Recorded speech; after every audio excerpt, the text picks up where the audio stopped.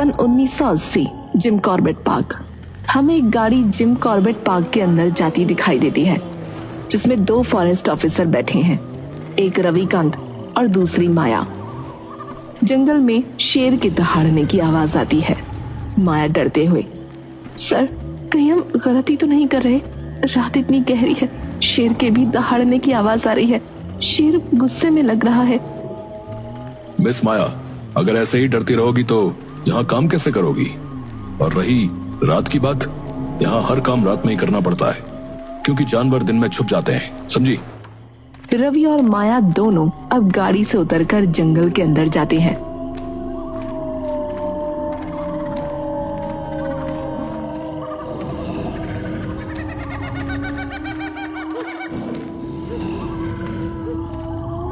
जंगल बहुत डरावना लग रहा है। जंगल में से अजीब अजीब आवाजें आ रही हैं। शेर की दहाड़ अलग सुनाई दे रही है। ये शेर हमें चेतावनी दे रहा है, लेकिन ऐसा अमूमन होता नहीं है। शेर सीधा हमला करता है, कुछ तो गड़बड़ है। तभी माया को दूर एक औरत का काला साया खड़ा नजर आता है। सर वो देखिए, जंगल में हमारे अलावा भी कोई और है। रवि को वहां कुछ नहीं दिखाई देता। वहां तो कुछ नहीं है। लगता है तुम बहुत डर गई हो माया। खुद पर विश्वास रखो। यहां जिंदगी और मौत दोनों का कुछ पता नहीं रहता। मेरे पीछे चलो।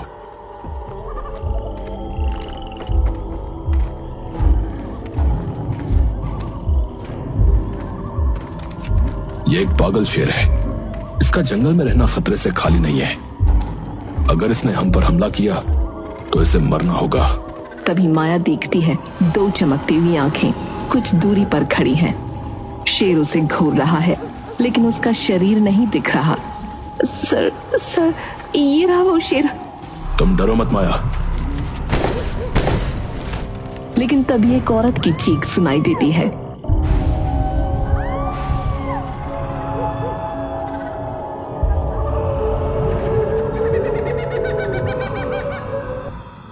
साल बाद 4 टूरिस्ट कशिश, राज, राहुल और पायल जिम कॉर्बेट घूमने आए हैं। उनको एक गाइड भी मिलता है जिसका नाम बसंत है। पता है कितने सालों के बाद ये पार्क खुला है, पता है? पर ये बंद क्यों हुआ था? अरे यार, यहाँ काफी हमले हुए जानवरों के लोगों पर, इसीलिए सरकार ने कुछ दिन के लिए इसे बंद कर दिया था। अरे ये सब छोड़, हमारा गाइड कहाँ है? क्या आता ही होगा, 2 मिनट रुकते हैं। तभी एक गाड़ी आकर उन लोगों के पास रुकती है। नमस्ते भाई साहब, मेरा नाम बसंत है, मैं आपका गाइड हूँ। गाइड? हाँ भैया, चलें अब शेर देखने चलें? हाँ आ जाइए, गाड़ी में बैठिए, आइए। सब लोग बसंत की गाड़ी में बैठ जाते हैं और जीप जिम कॉर्बेट पार्क के अंदर दाखिल हो जाती है। गाड़ी चलते वक्त जंगल में से कुछ लोगों के रोने की आवाज आती है। बसंत जी, ये कौन रो रहा है? ये सर जी, ये लोमड़ियां हैं। क्या है ना, ये किसी की भी आवाज निकाल लेती है। यहाँ कई बार लोगों को छल लग जाता है यहाँ, और वो इनके शिकार बन बैठते हैं। शिकार लोमड़ियों के? मैडम जी, एक बार जंगल में जाओगे तो सारे जानवर मिलेंगे। ये पार्क अपने रहस्यों के लिए मशहूर है। भाई ये बताओ, शेर हमें कब तक दिखेगा? बस गाड़ी चल रही है साहब, देखो कहीं भी दिख सकता है, वो तो कहीं भी हो सकता है। क्या हम शेर के साथ एक तस्वीर ले सकते हैं? हाँ ले सकते हैं, बिल्कुल, एक क्लोजअप शॉट। तभी सबको जंगल में एक लाश पड़ी दिखती है जिसका सर धड़ से अलग है। मुझसे नहीं देखा जाता ये सब। बाकी सारे दोस्त भी डर जाते हैं। कोई जहाँ लगता है ये शेर का शिकार बन गया। ये तो दोस्तों, मुझे तो डर लग रहा है। क्या हम वापस चलें? अरे नहीं यार, अब आए तो थोड़ा तो घूमेंगे। बसंत जी, क्या हम पर भी शेर हमला करेगा? अरे नहीं साहब, ये तो कोई गांव का ही बंदा लग रहा है। आप डरो मत, मैं आपके साथ ही हूँ। चारों दोस्त जंगल के और अंदर चले जाते हैं। मौसम भी अब खराब होने लगता है। अचानक से बादल गरजने लगते हैं। ये क्या, ऐसा लगता है बारिश होने वाली है। इस जंगल में कहीं ठहरने की जगह भी नहीं होगी। एक जगह है साहब, हमें वहीं चलना होगा। कौन सी जगह? यही पास में ही जो है एक पुराना गेस्ट हाउस है साहब, हम वहाँ रुकेंगे हैं। हाँ हाँ जल्दी चलो। सभी लोग रेस्ट हाउस में रुकते हैं।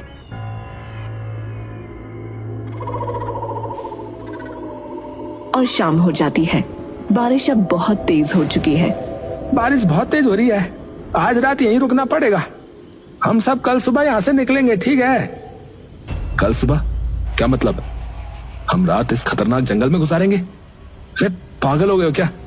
बारिश रुकते ही हमें वापस लेके चलो, समझे?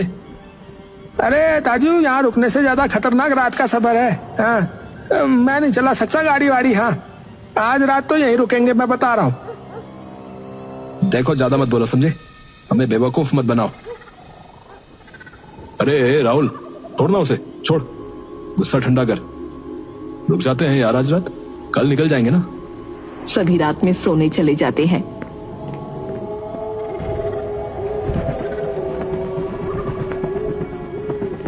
देर रात राहुल सो रहा है। बिजली कड़क रही है, बारिश बहुत तेज हो रही है। तभी कमरे की खिड़की अचानक हवा से खुल जाती है और राहुल उठता है। कौन है? कौन है? राहुल को खिड़की के बाहर बसंत का चेहरा दिखाई देता है, जो खून से लथपथ है। राहुल चिल्लाते हुए दूसरे कमरे में जाता है, जहां बाकी सब सो रहे हैं। क्या हुआ? चिल्ला क्यों रहा है? अरे यार, मैंने उधर बसंत के भूत को देखा यार। तभी बसंत बाहर से कमरे के अंदर आता है। ओ जी भाई साहब, मैं बाहर गया था, गाड़ी स्टार्ट करके गर्म कर रहा था। वो क्या है ना, कई बार पानी चला जाता है ना गाड़ी में, इसीलिए। कशिश और पायल भी उठ जाती हैं।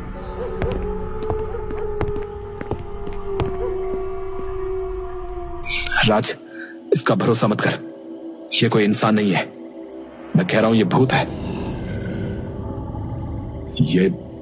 अरे ये तू क्या बोल रहा है यार? अरे यार इसे बाहर निकाल, मैं बोल रहा हूं ना।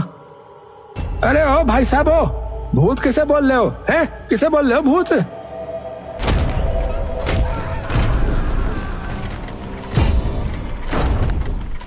ओ भाई साहब, अरे भाई साहब, ओ दरवाजा खोलो भाई साहब।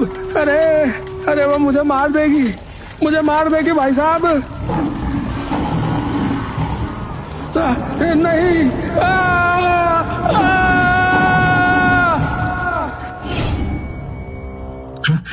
यार ये इतनी जोर से चिल्लाए क्यों? अबे एकदम से सन्नाटा भी हो गया। बे क्या पता तुझे वहम हुआ हो, उसे बाहर जंगली जानवर मार देंगे यार। अरे यार, तो क्या हम उसे अंदर बुला लें क्या? हाँ, हट तू, दरवाजा मैं खोलता हूँ। जैसे ही राज दरवाजा खोलता है, सबकी चीखें निकल जाती हैं, क्योंकि उनके सामने बसंत की सरकटी लाश आकर गिरती है। चारों दोस्त जल्दी से रेस्ट हाउस का दरवाजा बंद करते हैं। देखा, मैंने सच कहा था ना, किसी ने उसे मार दिया यार। सुन, इस वक्त हमें रोना नहीं है, समझा? हिम्मत से काम लेना होगा, समझा? मुझे तो बहुत डर लग रहा है। हम यहाँ से कैसे निकलेंगे? हम जाएंगे भी कहाँ? बाहर तो इतना खतरा है।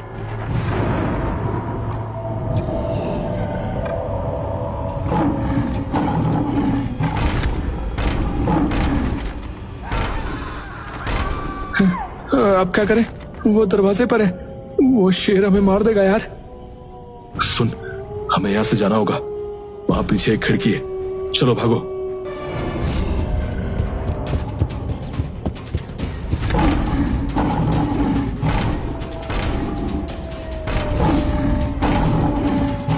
देखो वो रही हमारी गाड़ी, चलो चलो सब वहां चलो।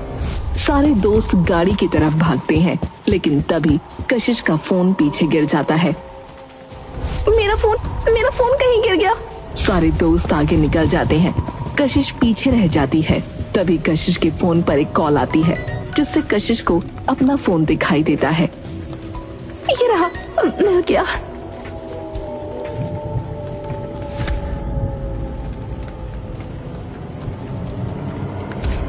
मौत? कशिश सामने देखती है। उसके सामने दो लाल आंखें चमक रही हैं। एक काला साया उसे घूर रहा है। काला साया उस पर हमला करता है।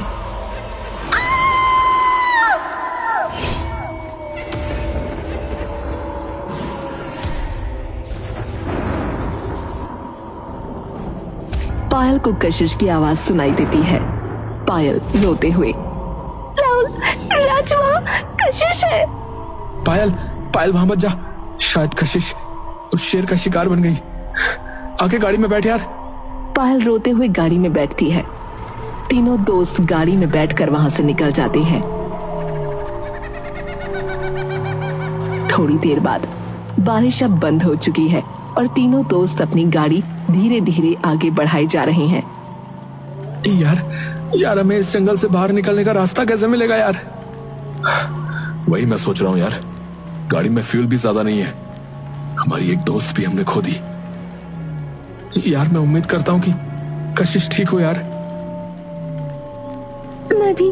राज, क्या मैं एक बात बोलूं? हाँ बोल पायल। क्या गाड़ी 2 मिनट के लिए रोक सकते हैं? मुझे बाथरूम जाना है। क्या पागल है क्या? गाड़ी यहाँ रोकना खतरे से खाली नहीं है, समझी? रोक ले यार, मुझे भी जाना है। चलो ठीक है, पर बहुत ध्यान से। ये जिंदगी और मौत का सवाल है, समझे? राज गाड़ी रोकता है। पायल और राहुल गाड़ी से उतरकर अलग अलग झाड़ियों में जाते हैं। राज गाड़ी में ही इंतजार कर रहा है। तभी राहुल राज की बगल वाली सीट पर आकर बैठ जाता है। बड़ी जल्दी हो गया तेरा। पायल भी गाड़ी में आकर बैठ जाती है। चलो दोस्तों, यहाँ से निकलें। गाड़ी जाने के बाद हमें राहुल की खून में लथपथ लाश झाड़ियों में पड़ी दिखती है।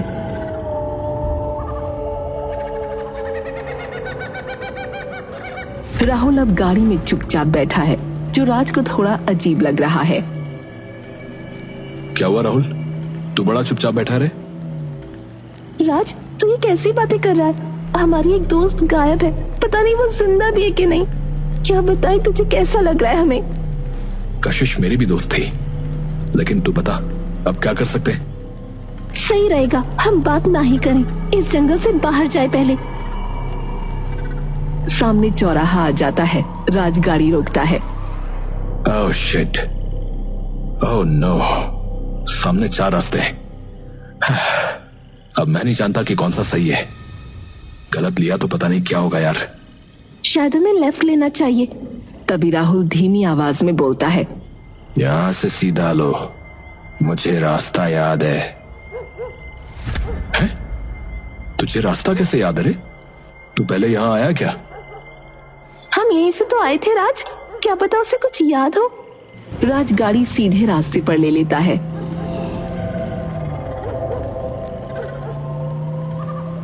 थोड़ा अंदर आने पर पायल की नजर गाड़ी के आगे वाले शीशे पर जाती है, जिसमें राहुल नहीं दिख रहा।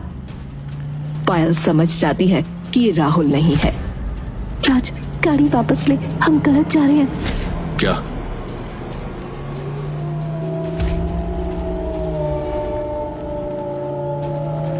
मैंने कहा गाड़ी वापस ले, ये गलत रास्ता है। राज चिढ़ते हुए गाड़ी रोकता है। क्या बोल रही हो? पहले तुम दोनों ने ही बोला था ना इस रास्ते पर गाड़ी लेने को। ज्यादा हो रहा है तो तुम में से ही कोई चला लो गाड़ी। राज, ये राहुल नहीं है। राहुल नहीं है? राज राहुल की तरफ देखता है। राहुल जोर जोर से हंसने लगता है। काले पंछी आसपास उड़ने लगते हैं।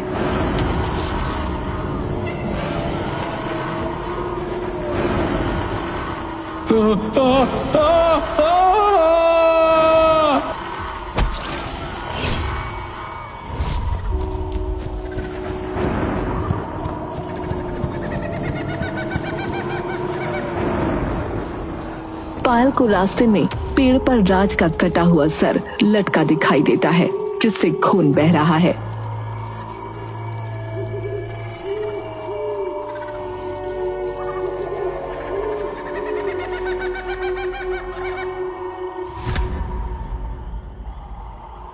राज, नहीं।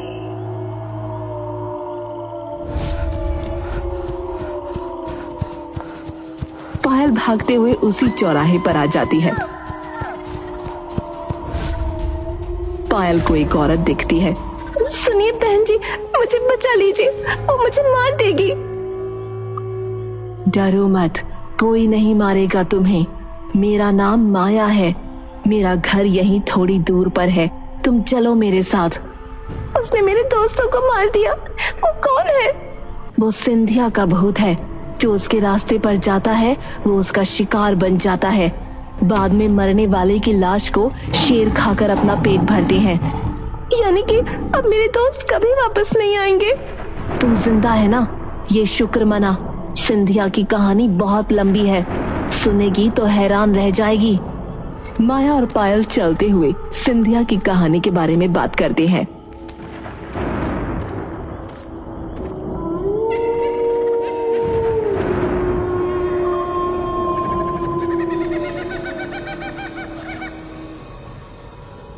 तीस साल पहले इस जंगल के पास ही के गांव में एक लड़की रहा करती थी जिसका नाम सिंधिया था। सिंधिया की रुचि बचपन से ही जादू टोने में थी, इसलिए उसने गांव कम उम्र में ही छोड़ दिया और वो इस जंगल में आकर रहने लगी। हमें सिंधिया जंगल में जादू टोना करती दिखाई देती है। कुछ शेर उसके पास आकर उसकी आंखों में देखते हैं और सिंधिया उन शेरों को अपने वश में कर लेती है। सिंधिया हंसते हुए चिल्लाती है, अब ये जंगल मेरा है और मैं यहाँ की रानी। पूरे जंगल में सिंधिया की हंसी गूंजती है। फिर एक रात एक फॉरेस्ट ऑफिसर अपने एक साथी के साथ एक शेर का शिकार करने आता है।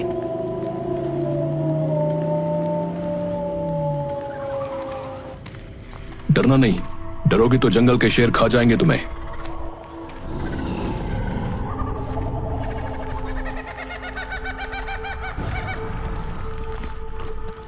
सर, मुझे डर लग रहा है, क्या हमें वापस नहीं जाना चाहिए? तभी लेडी को शेर दिखता है। सर वो देखिए, वो रहा शेर। ऑफिसर शूट करते हैं, लेकिन एक औरत के चीखने की आवाज आती है। सर, औरत के चीखने की आवाज कहाँ से आई?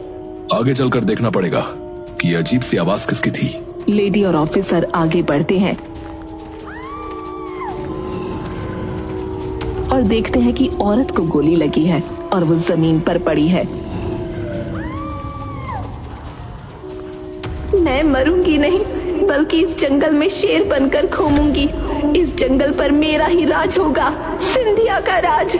सिंधिया मर जाती है।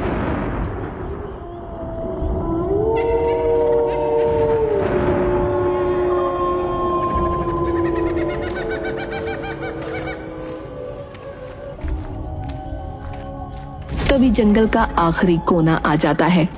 माया सड़क की तरफ इशारा करते हुए कहती है, जाओ लड़की, तुम्हारी मंजिल आ गई है, यहाँ जंगल खत्म होता है। पायल आगे बढ़ती है।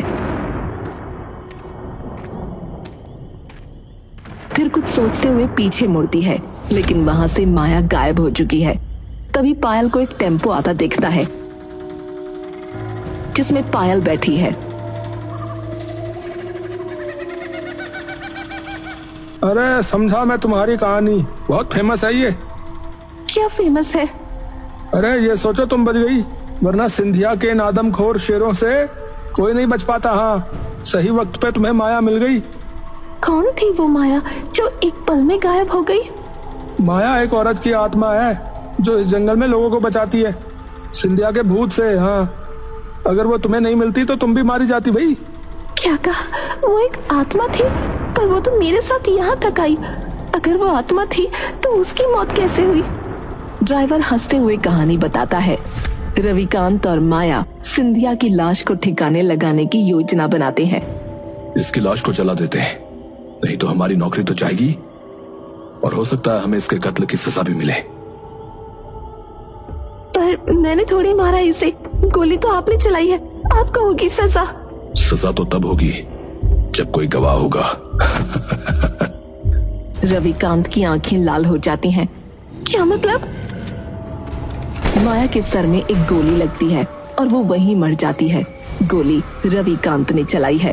अरे, ये मैंने क्या किया? मुझसे ये गोली कैसे चली? रविकांत सिंधिया की लाश को देखता है जो वहां नहीं है। सिंधिया की लाश कहाँ गई? अभी तो यही थी। पीछे से आवाज आती है, पीछे मुड़। जैसे ही रविकांत मुड़ता है